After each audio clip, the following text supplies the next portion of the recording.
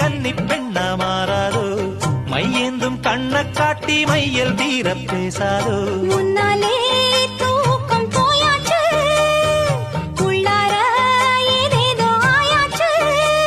நான் ஏரிக்கர மேலிருந்து 8 திசை பார்த்திருந்து ஏந்திழைக்கு காத்திருந்தேன் காணல்ல மணி 7 8 ஆன பின்னும் ஊரடங்கி போன பின்னும் சோறு தண்ணி வேணும்